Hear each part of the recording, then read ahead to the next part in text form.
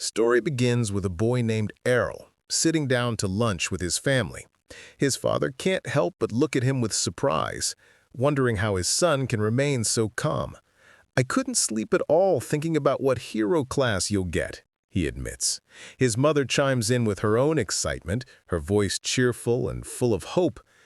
Errol's sister beams with confidence, assuring the family that her brother will surely outshine every one of his classmates. Their mother even adds that Errol will probably draw the attention of countless girls with his charm. This, however, makes his sister worry, afraid that her precious brother might be taken away from her. But unlike his hopeful family, Errol quietly keeps his expectations grounded. In his heart, he thinks he'll just turn out to be another average boy. In this world, hero classes are sacred gifts bestowed by a higher being once children turn 10 years old.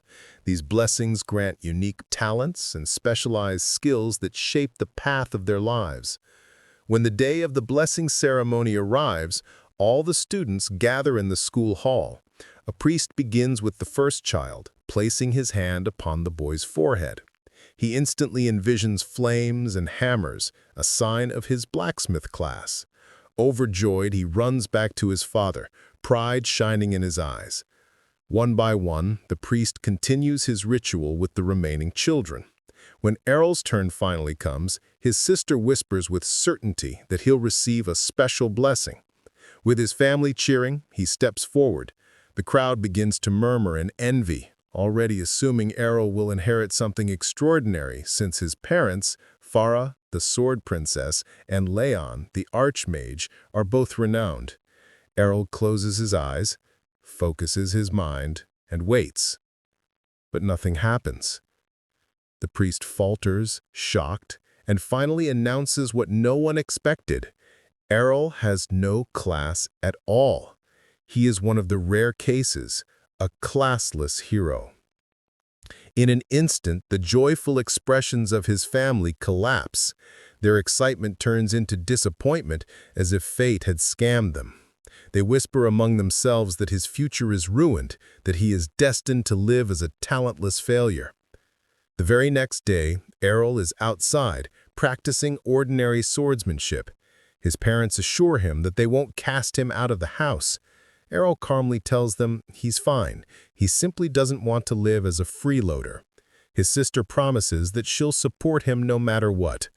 Looking at their worried faces, Errol reminds them that he has always trained with his mother in swordsmanship, so even without a class, he can still be useful. He even mutters that his mother is an awful teacher, since her incredible strength always sends him flying in practice. Hearing this, his mother smiles warmly, pleased that her son is so wise, while his father begins to think maybe he could even get a real job someday. Overwhelmed by all their fawning, Errol excuses himself and leaves to train. At the training grounds, he encounters two boys with the swordsman class dueling playfully. When they notice him, they sneer, asking what a classless boy like him is doing there. Errol simply replies that he has come to train, just like them. The boys laugh. After all, with their swordsman class, they don't even need to train. To mock him, they show off their smooth, skill-enhanced movements. Errol studies them carefully, impressed by their natural fluidity. Then, without hesitation, he asks if he can fight them. One of the boys bursts out laughing at his audacity, but Errol stands firm, saying, "I don't need a class." Insulted, the boy accepts the challenge, eager to put the classless child in his place. Before starting, he warns Errol to make sure his protection blessing is active, a temporary shield given to all at birth, which recharges when the user isn't hurt. Errol nods. He won't lose his life here. With rage burning, the boy charges at him. Yet to his shock, Errol parries the attack with ease. He dodges another slash, then locks blades with him in a parry. The second boy urges his friend to finish the match quickly, but the boy growls that Errol isn't easy to handle. Blow after blow, they trade parries, until frustration pushes the boy to cheat. He signals for his partner to join in. The second swordsman leaps in from behind, but Errol senses him and dodges at the last moment. Watching them stumble into each other, Errol realizes something important. Their class grants them strength, but not teamwork. Seizing the moment, he moves.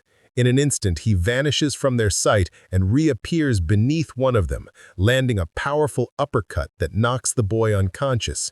The other charges desperately, but trips over his fallen partner. Errol swiftly ends it, knocking him out as well. With both opponents on the ground, Errol calmly declares his victory. Enraged, the boys accuse him of striking while their guard was down and demand a rematch. Errol agrees without hesitation. But before they can begin, a sharp voice cuts through the tension. A red-haired boy steps forward, warning them not to make excuses. He says, "On the battlefield, you won't get away with that," coldly. He scolds them as a disgrace to all swordsmen.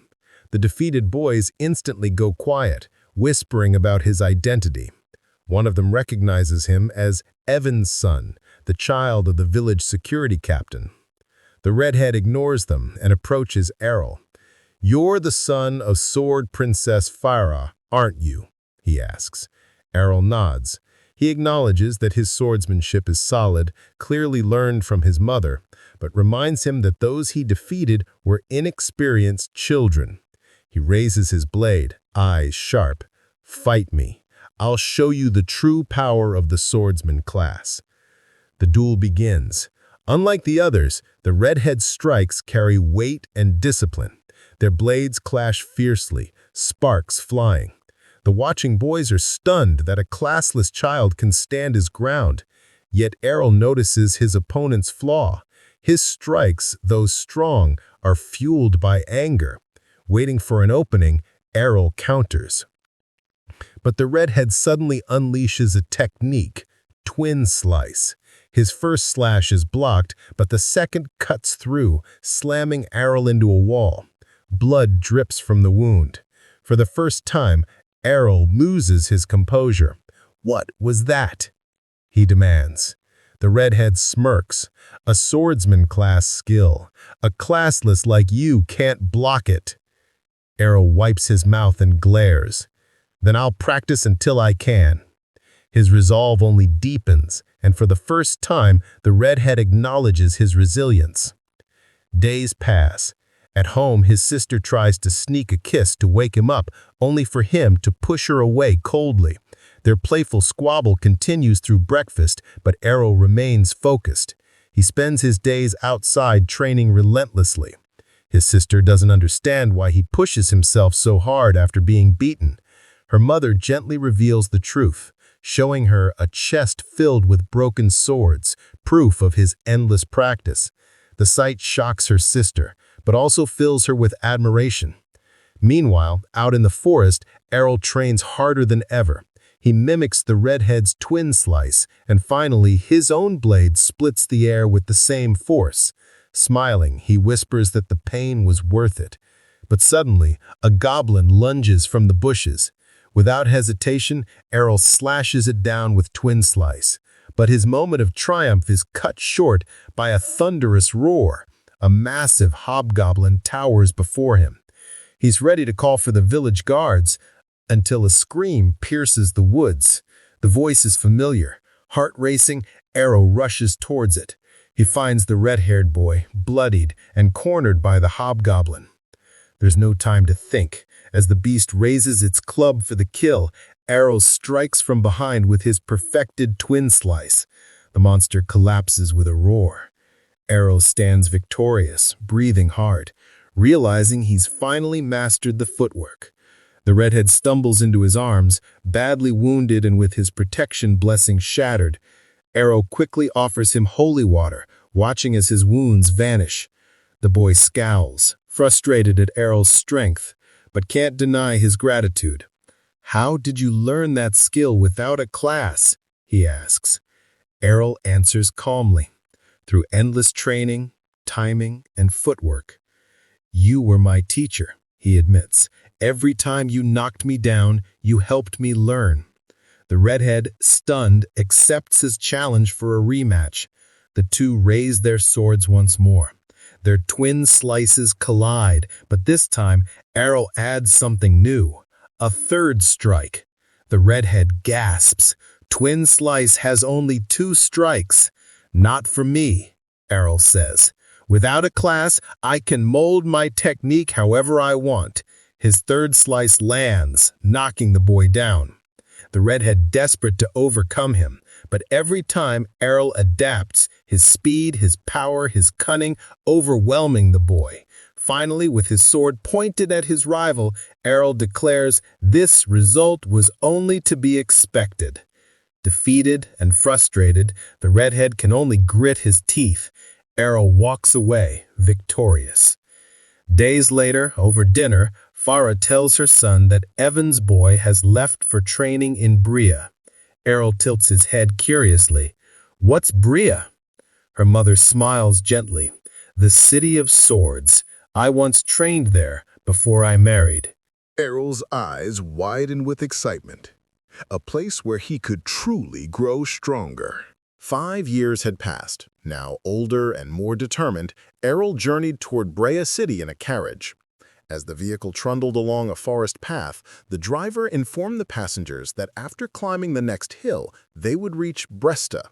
Among them, a woman riding the carriage asked if everyone was headed to the same destination. A barbarian swordsman sitting nearby replied coldly, prompting her to question his anger. He pointed at her revealing outfit, and she quickly explained that minimal clothing suited her dual swordsman class. The 2 swordsmen immediately clashed verbally, their pride sparking a heated argument. The carriage driver, observing them, mused on the destructive potential of their advanced classes. Suddenly, his musings were cut short. He slammed the brakes as a horde of wild orcs blocked the path. Panic swept through the carriage. The driver urged the 2 swordsmen to prove their worth, but the earlier bravado vanished. Fear overtook them as the Orc King rose menacingly before them. But Errol, calm and resolute, stepped forward and charged into the Orc horde. He tore through the enemies with unparalleled precision, displaying the blink dash skill that left the driver awestruck. When the orcs surrounded him, the driver assumed Errol was trapped, but then, in a whirlwind of motion, Errol spun in a tornado of blades, cutting down every orc in his path. The driver instantly recognized the signature technique, the legendary Sword Princess's blade dance. Shocked, he wondered how Errol, a boy, could wield a skill meant for a female class. Errol leapt over the Orc King, evading its heavy weapon, and drove his sword into the creature's skull. The beast crumpled lifelessly to the ground. Returning to the carriage, Errol asked the driver to take him to Brea, expressing his desire to grow stronger. The driver, impressed, remarked that Errol was already overwhelmingly powerful. When a young passenger curiously inquired about his class, Errol stunned everyone by revealing he was completely classless. 5 years prior, Errol had shown his mother the twin slice skill he learned from a redhead companion. She had thought she was dreaming, but he explained that he could learn skills without having a class. He requested her help to learn the Sword Princess's techniques before heading to Brea, leaving her awestruck at his talent. She proudly boasted about him to the family, recognizing his extraordinary potential. Errol's reflections were interrupted as the carriage arrived in Bresta. He observed the numerous advanced swordsmen and asked the driver about his class, to which the driver casually replied he was just a normal man.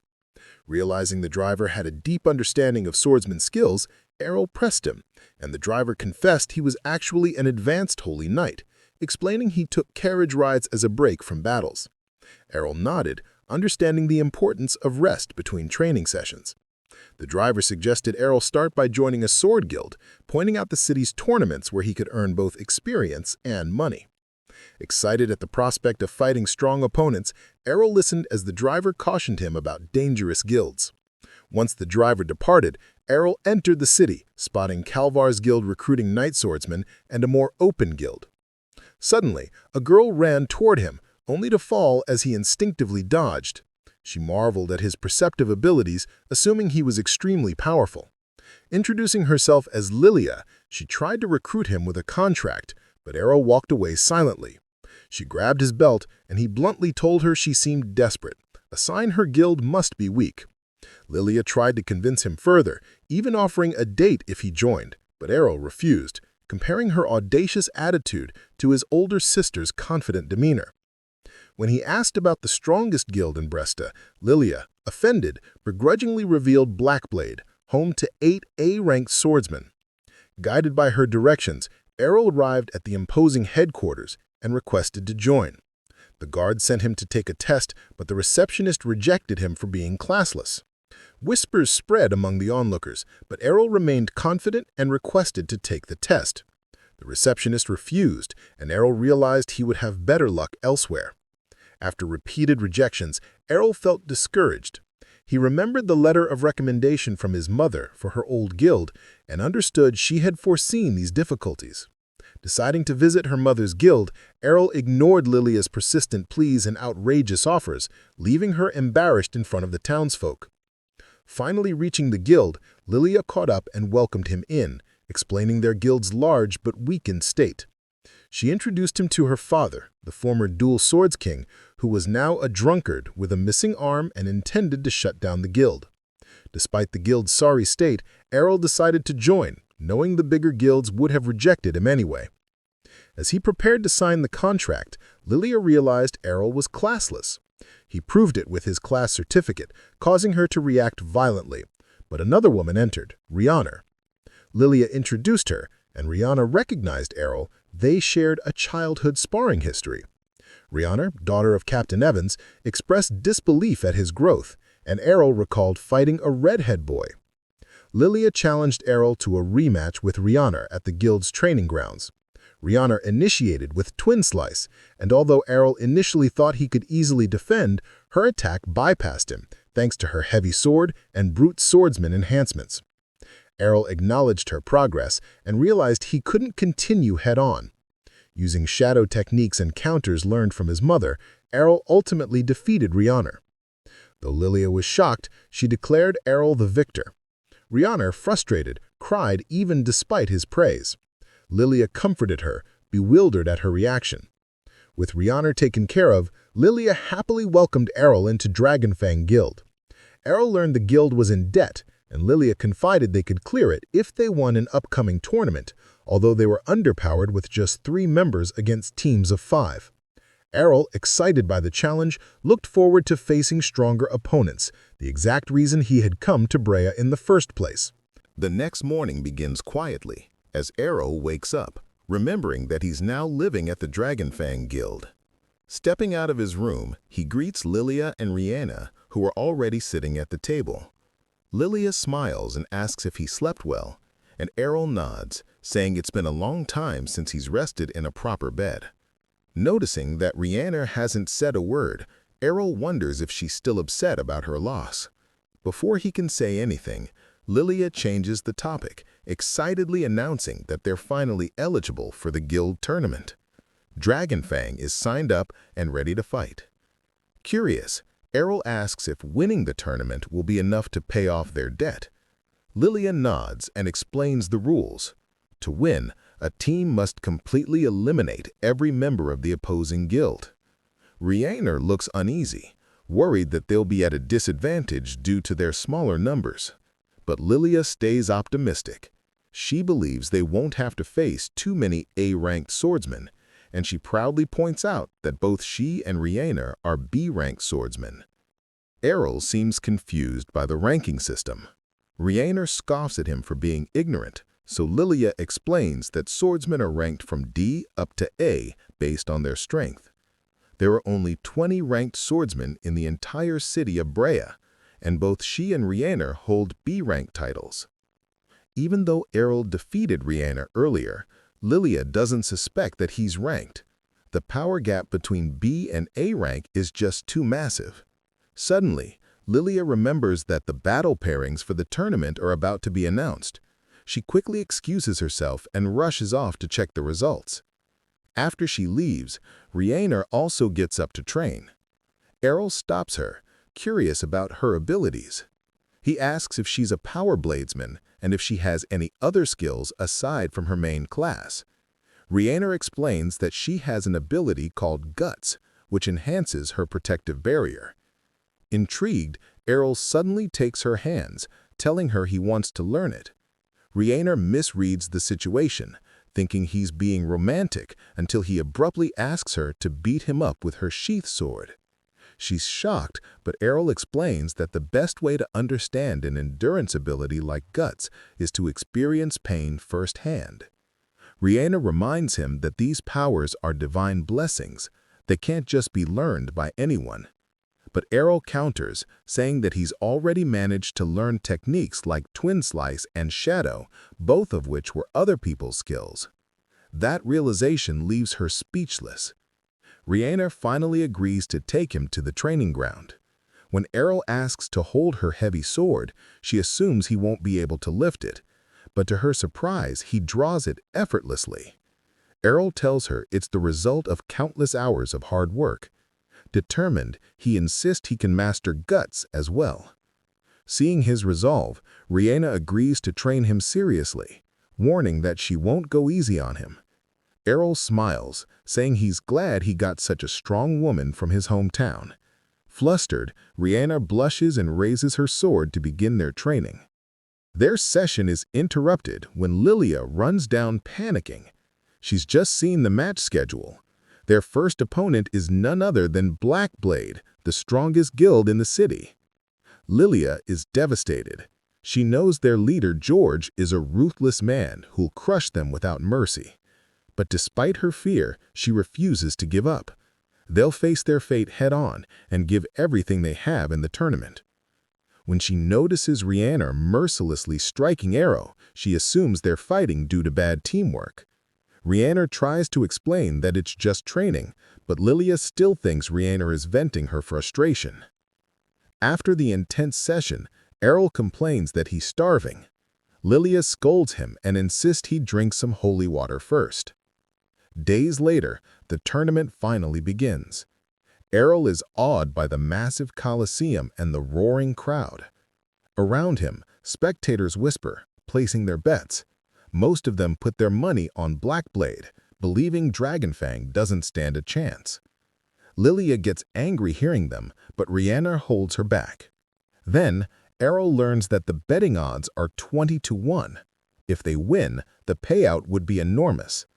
Lilia admits that she actually bet everything they own, even mortgaging her house. If they lose, they'll be completely ruined, but she shrugs it off. After all, they've already hit rock bottom. George appears before the match, smirking. He taunts Lilia, pretending to feel sorry for her guild's downfall. He claims he arranged this fight so that everyone could enjoy seeing the once strong Dragonfang challenge the new champions. But it's all mockery. He knows they don't stand a chance against his A-ranked team. Lilia refuses to back down and declares that they'll win. George laughs and walks away, leaving her fuming. As the announcer hypes up the crowd, the first match is called. Blackblade's Eiyuu versus Dragonfang's classless swordsman, Eiyuu. The crowd bursts in laughter, wondering why a classless weakling was sent to fight. As the match begins, Eiyuu instantly teleports and stabs Eiyuu, or so he thinks. The figure disappears into mist. It was just a shadow. Eiyuu turns around and attacks again, but that too is another illusion. 3 Eiyuus now appear before him. Confused and furious, Eiyuu attacks all 3, but the real Eiyuu emerges from below and defeats him with a single clean strike. Eiyuu collapses, stunned that Eiyuu can create 3 shadows. Calmly, Eiyuu remarks that his mother can summon 5 without even trying. The crowd explodes in disbelief as the announcer declares Eiyuu the victor. Even Rihanna is speechless. An unranked fighter just defeated an A-ranked swordsman. The next matches come quickly. Eiyuu cuts down opponent after opponent, first with Twin Slice, then with lightning-fast counterattacks. He even learns a foresight-based counterattack on the spot, astonishing everyone. By his 4th consecutive victory, the audience starts doubting if he's truly classless. The organizers demand to see his class card. When the announcer checks it with the crystal ball, it confirms he really is unranked. The stadium falls silent.